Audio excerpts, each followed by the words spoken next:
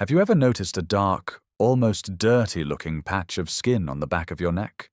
Or maybe in your armpits or in your groin? And your first instinct was to scrub it. You got in the shower with a loofah or a brush and soap, and you scrubbed and scrubbed, and absolutely nothing happened. In fact, it might have just made the skin red and irritated, but the darkness remained. I know how frustrating this is.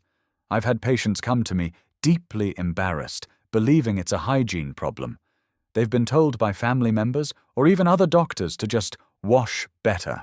I am here to tell you, with 100% certainty, it is not dirt, and it will not scrub off. Those velvety, dark, thickened patches of skin have a medical name, Acanthosis nigricans. And if you have them, you need to stop what you are doing and listen very closely. This is not a skin problem. This is a visible external sign of a deep internal crisis. As a doctor, this is one of the most critical check engine lights the human body can give us. It is your body's final visible warning sign, a shout for help, before you cross a metabolic line that can be very difficult to come back from. In this video, we are going to do a deep dive. I am going to explain exactly what this is, what is happening on a cellular level to cause it, and most importantly, I am going to give you the precise, actionable steps you need to take to fix the root cause. And in doing so, watch these patches fade away for good. Section 1. It's not dirt. What Acanthosis nigricans actually is. Let's start by being very clear so you can put aside any shame or embarrassment you might be feeling. Acanthosis nigricans, or AN as we call it, is a medical sign, not a personal failing. What are we looking at? Typically it presents as hyperpigmentation. That's the dark part. The skin looks darker than the surrounding skin, often in a brown or grayish-black color. But it's not just the color. If you were to touch it, the skin also feels different. It's often thickened and has a velvety, soft, or sometimes warty-like texture. This is called hyperkeratosis, a fancy term for thickened skin. And where do we see it? We see it in what we call the intertriginous areas, places where skin touches skin. The most common places are the back and sides of the neck, the posterior and lateral neck, the armpits, the axillae, the groin, the inguinal folds. You might also see it under the breasts, in the folds of the stomach if you carry weight there, or even on the knuckles or elbows. Now, for decades, medicine has known about AN, but for a long time, we just catalogued it as a benign skin finding or something associated with obesity. That is a massive and dangerous oversimplification. Yes, it's associated with obesity, but why? The truth is, AN is a dermatological marker for hyperinsulinemia. Let's break that down. Hyperinsulinemia. Hyper dash high or excessive. Insulin, the powerful hormone your pancreas releases. Amia humber in the blood. Acanthosis nigricans is the visible evidence that you have pathologically high levels of the hormone insulin circulating in your bloodstream 24/7. This is the central critical point you must understand. The skin is just the tip of the iceberg, the part you can see. The real problem is the massive, unseen iceberg of metabolic dysfunction underneath the surface. This hyperinsulinemia is the direct result of a body that has become insulin resistant. And what is insulin resistance? It is the direct precursor, the 10 to 15-year runway that leads directly to type 2 diabetes. So let's reframe our thinking. When you see AN in the mirror, you are not seeing a hygiene issue. You are not seeing a skin disease. You are seeing a flashing red light on your body's dashboard that says, "Danger, high insulin." Why is this a final warning? Because for years before this sign ever appeared on your skin, your body was fighting a silent battle. It was quietly becoming more and more resistant to insulin.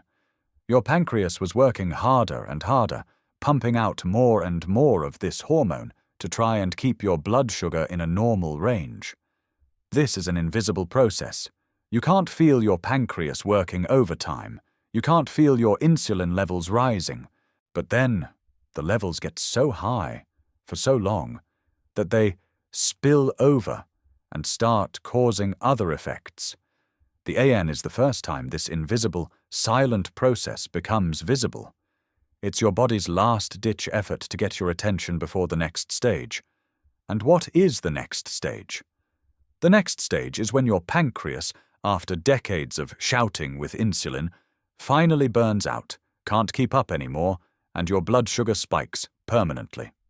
That is the definition of type 2 diabetes. This is why we must take this sign seriously. It is not pre-diabetes. I don't even like that term. It's severe metabolic dysfunction, and it's happening right now, and you have the power to stop it. Section 2. The insulin spillover. Why high insulin stains your skin. The next logical question is, how? How does a hormone that's supposed to handle blood sugar do this to your skin? This is one of the most fascinating and critical things I teach my patients. You see, we have this misconception that insulin has only one job, to lower blood sugar after you eat.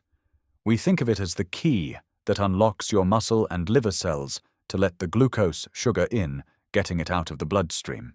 And it does do that, but that's not its only job. In fact, it's not even its primary job from an evolutionary perspective.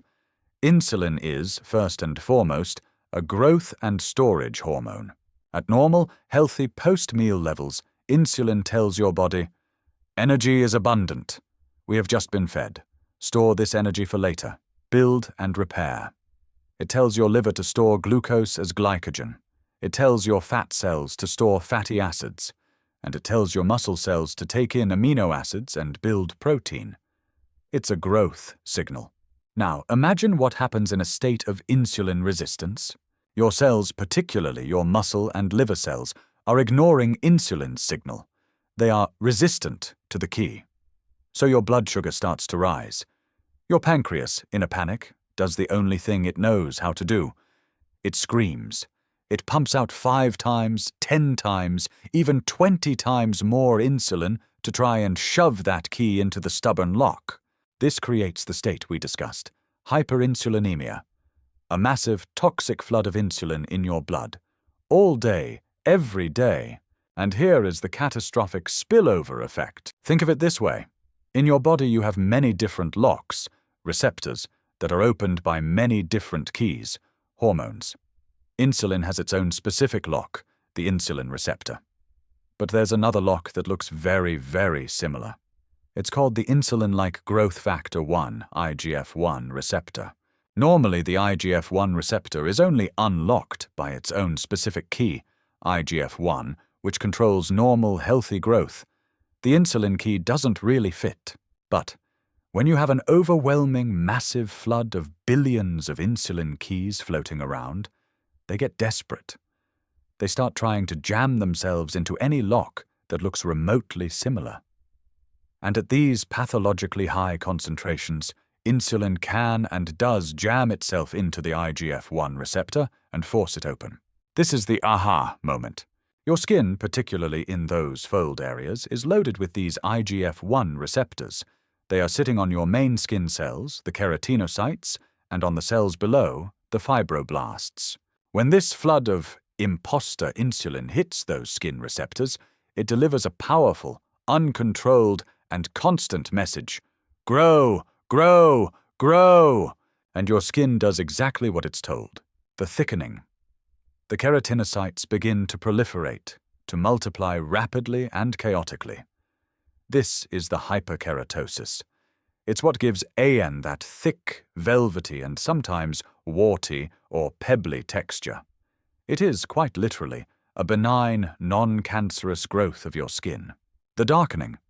This chaotic growth process also wakes up and stimulates the pigment-producing cells in that same layer of skin, the melanocytes. They start producing excess melanin, which stains this new, thickened skin, causing the hyperpigmentation, that dark, grayish or brownish color. So please, let this sink in. That patch on your neck is not a stain that's soaked in from the outside. It is a growth that is being built from the inside, fueled directly by a toxic excess of a single hormone, insulin. This is why scrubbing does nothing. You are trying to scrub off a part of your own thickened, overgrown skin. And this should be a terrifying thought. If these high insulin levels are doing this to your skin, something you can see, what are they doing to your insides? What are they doing to your blood vessels, your liver, your brain, your ovaries? This same growth mechanism is what's behind the skin tags you might also be seeing in your armpits and on your neck. It's the exact same process. It's a primary driver of polycystic ovarian syndrome, PCOS, in women, causing cysts to grow on the ovaries. And it's a major accelerator for the growth of many cancers, which thrive on these exact same growth signals from insulin and IGF-1. This is why Acanthosis nigricans is not a vanity problem. It is the visible evidence of a systemic hormonal crisis. It is the smoking gun for hyperinsulinemia. And now that you know why it's happening, we have to talk about the engine driving this whole runaway train. What is causing this massive, constant flood of insulin? Section 3. The insulin engine. How our food creates the flood. This is the part of the consultation where my patient's eyes really open. We've just established that the dark patches on your skin are being grown from the inside out by a constant flood of the hormone insulin. So the multi-billion-dollar question is, what is keeping your insulin levels so high 24/7? The answer is simple. We are eating too much of the wrong kinds of food too frequently. Let's be very specific. The primary, most powerful driver of insulin release in the human body is the consumption of carbohydrates, specifically refined carbohydrates and sugars. Let me explain what happens on a biological level. Think of a normal, evolutionarily consistent meal. Say a piece of fish, some leafy greens, and some nuts. These foods contain protein, healthy fats, and fiber.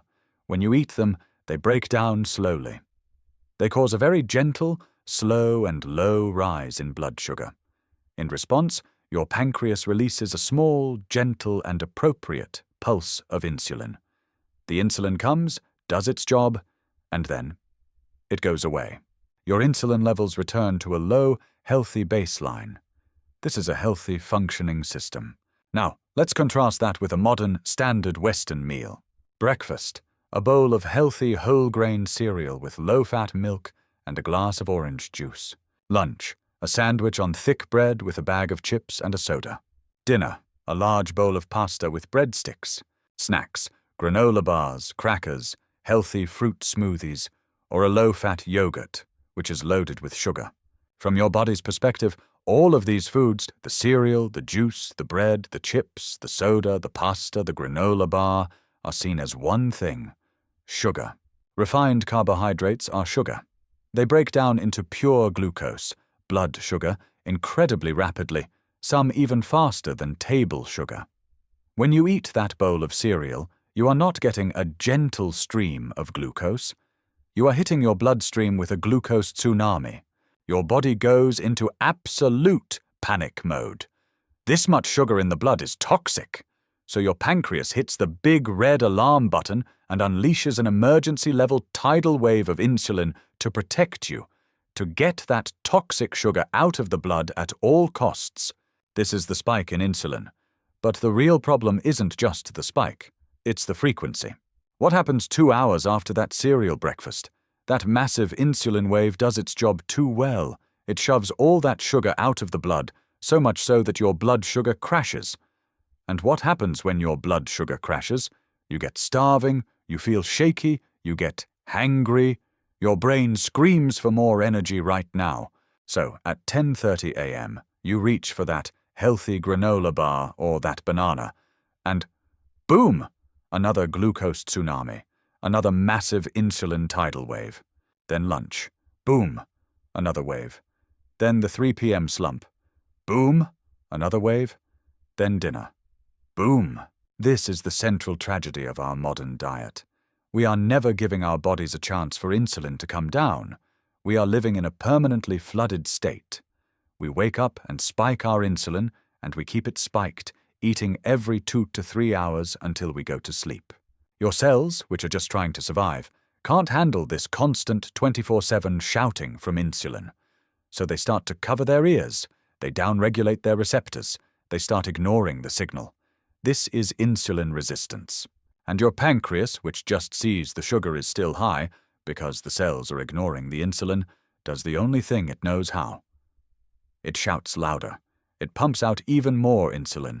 This is the vicious cycle. You eat processed carbs, sugar. You spike blood glucose. You spike insulin. The cells ignore the insulin, resistance. The glucose stays high, so the pancreas releases even more insulin. This new, higher level of insulin, hyperinsulinemia, is now your new normal. This new, higher level of insulin is what grows the AN on your skin. And it's also a powerful fat storage hormone. It slams the door shut on your fat cells, making it impossible to burn stored body fat, and simultaneously tells your liver to create new fat, triglycerides, from all that excess sugar.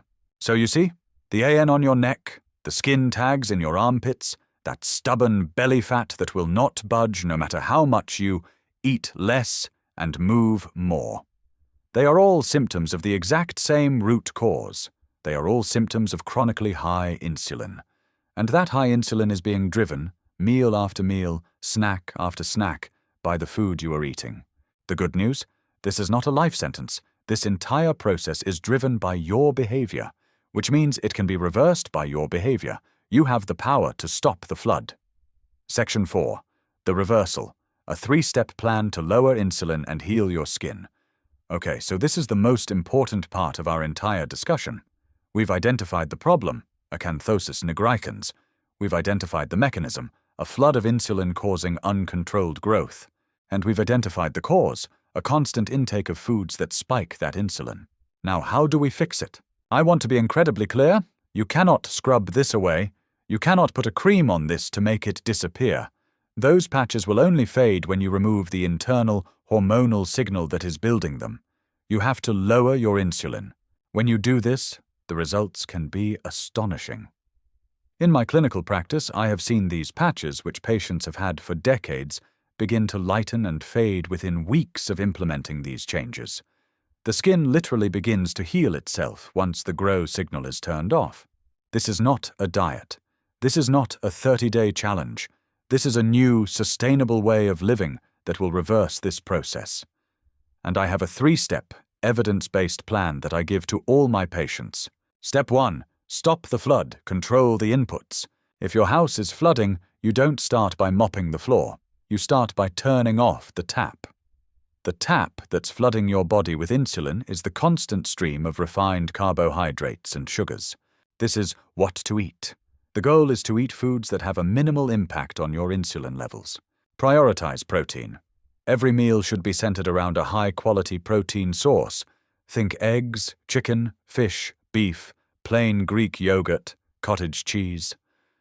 Protein is highly satiating. It keeps you full and has a very moderate insulin response compared to carbs. Embrace healthy fats. This is the part that scares people, but it's critical. Healthy fats are the only macronutrient that has zero impact on your insulin levels. 0. Healthy fats are your friend in this process. We're talking about avocados, olive oil, nuts, seeds, and the fats that come naturally with your protein, like in a steak or salmon.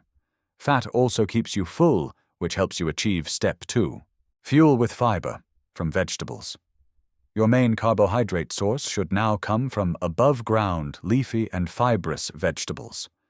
Think spinach, kale, broccoli, cauliflower, bell peppers, zucchini, asparagus. These are loaded with nutrients, and the fiber acts like a net, slowing down any glucose absorption and blunting the insulin response. What to ditch? The insulin bombs. You must, for a time, be ruthless in eliminating the main drivers. This means liquid sugar, all sodas, fruit juices, yes, even 100% juice, sports drinks, and sweetened coffees.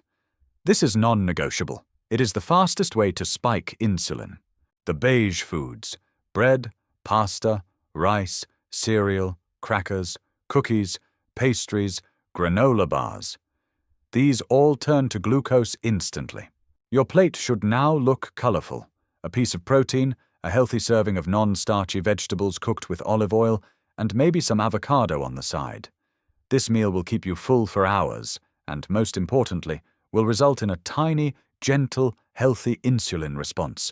You have just turned the tap from a gushing fire hose to a slow, controlled drip. Step 2. Empty the insulin bathtub, strategic fasting. Now we have to address the frequency. For decades we've been told to graze, to eat 5 to 6 small meals a day to stoke the metabolic fire. This is, for a person with insulin resistance, arguably the worst advice you could possibly give.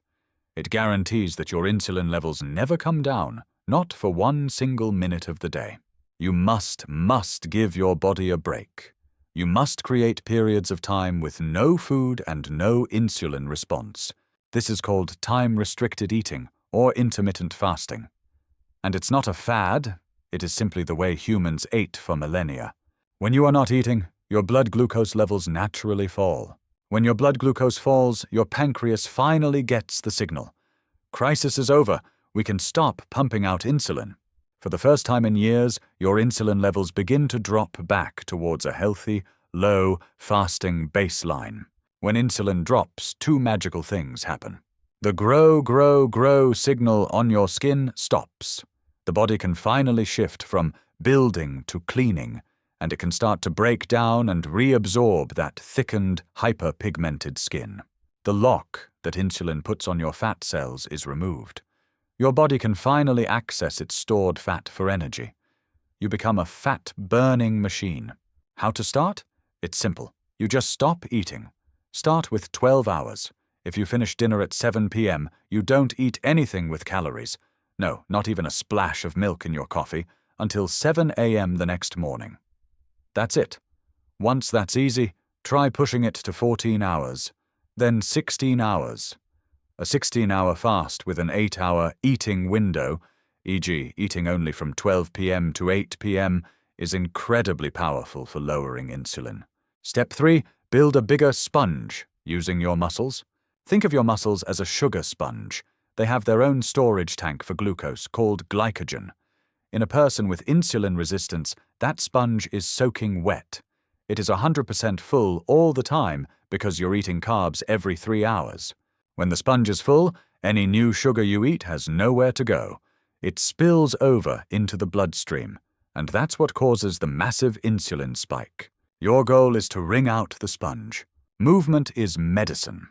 Exercise, especially resistance training, lifting weights, bodyweight squats, push-ups, and even just a brisk 15-minute walk, forces your muscles to burn their stored glycogen. The magic back door. When you exercise, your muscles can take up glucose from your blood without even needing insulin. It's a back door that opens up. This is profoundly powerful. Actionable tip. The single best time to wring out the sponge is right after you eat. After your meal, go for a 10-15-minute walk. This will use up the glucose from the food you just ate immediately, blunt the blood sugar spike, and dramatically reduce the amount of insulin your body needs to release. This 3-pronged attack, what you eat, step 1, when you eat, step 2, and what you do with your body, step 3, is a powerful synergistic system. It is the only way to fix the root cause. It is how you reverse hyperinsulinemia, heal your skin, and take back your metabolic health for good. The outro and call to action. The doctor leans forward again, his expression now more hopeful and urgent. What you've just learned is that those dark patches on your skin are not something to be ashamed of. They are not a hygiene problem. They are a message. They are a cry for help from a body that is working desperately hard to manage a metabolic crisis. But now, you have the blueprint. You understand why it's happening, and you have the exact steps to reverse it. The most important takeaway is this. You can fix this. The human body has a miraculous ability to heal if you just give it the chance. By lowering your insulin, you are not just fading those patches, you are healing your liver, your brain, and your blood vessels. You are taking back your energy and your future. If you found this video helpful, if it clicked for you, please share it with someone you care about. So many people are walking around, scrubbing their necks in shame, not knowing that this is a medical sign. You might just change their life. And don't forget to hit that subscribe button and turn on the notification bell. I release new, in-depth videos every week to help you understand your body and take back your health. Now I want to hear from you. This is a journey, and we're all in it together. Leave a comment below and let me know.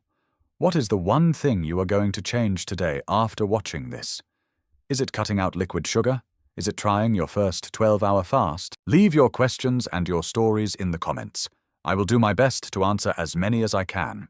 Thank you for your time. Your health is worth it.